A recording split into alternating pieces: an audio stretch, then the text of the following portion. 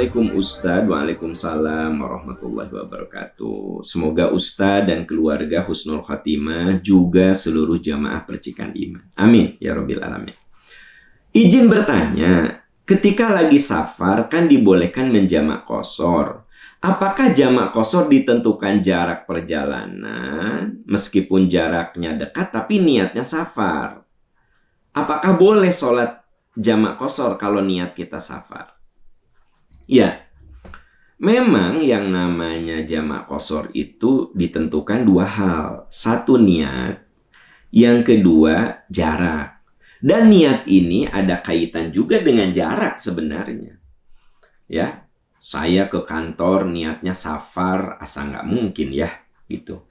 Wong itu tiap hari saya kerjakan, gitu. Tapi kalau saya punya kantor cabang di Ciamis, ada kantor percikan iman tour and travel di Serang, ya kan gitu. Jadi saya punya travel ya, travel haji dan umroh. Nah kadang saya kalau ke kantor kan, masa saya niat safar ke kantor yang dari rumah saya ke kantor cuma 5 kilo, udah gitu hampir tiap hari saya ke kantor, masa saya niatnya safar? Enggak lah ya, gitu loh. Tapi begitu saya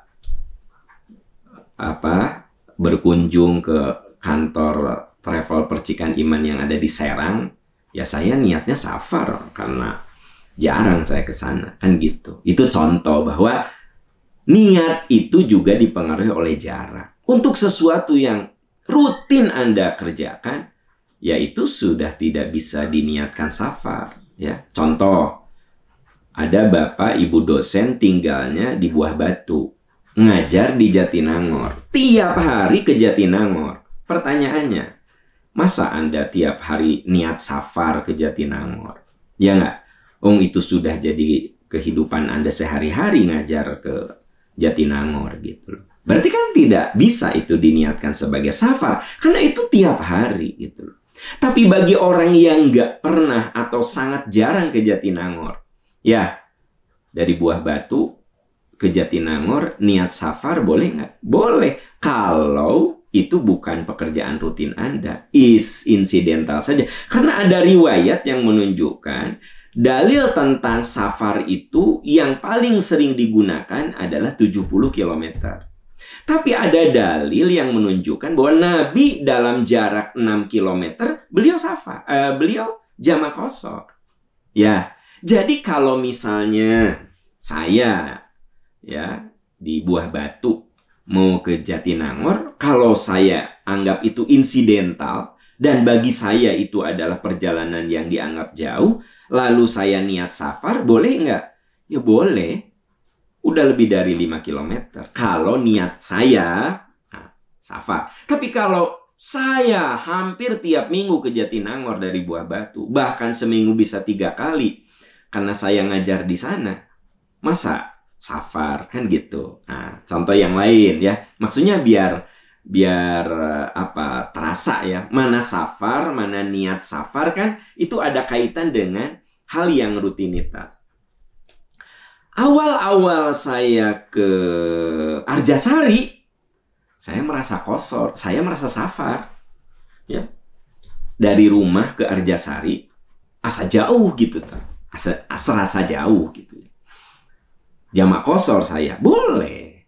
Tapi karena sekarang mah dari rumah ke Arjasari itu udah merasa bukan safar, berkegiatan rutin gitu ya, maka saya tidak perlu niat safar. Ya sudah, saya ke Arjasari, ke Masjid Peradaban, ada saat saya ngajar di sana, ada saat saya tausiah di sana, ada saat saya rapat di sana, ada saat saya bikin rekaman di sana.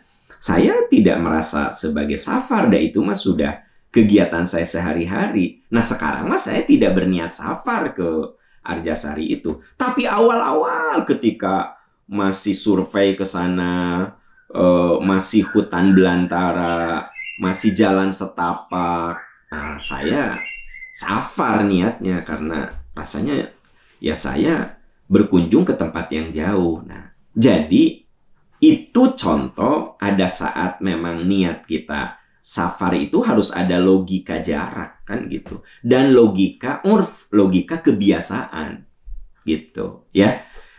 Nah, itu contoh sederhananya ya, Ibu Bapak sekalian, Anda bisa terapkan. Kalau udah lebih dari 5 kilo dan itu jarang Anda sana, ya memang yang disepakati itu 70 kilo. Banyak teman-teman saya yang kerja di Jakarta, tinggal di Bogor. Coba Anda hitung pakai kilometer, dia rumahnya di Bogor. Ya, kerjanya di Jakarta. Terus gimana? Masa tiap hari di Jakarta safar? Dia itu sudah terbiasa dari Bogor ke Jakarta. Jadi di Jakarta bukan safar lagi.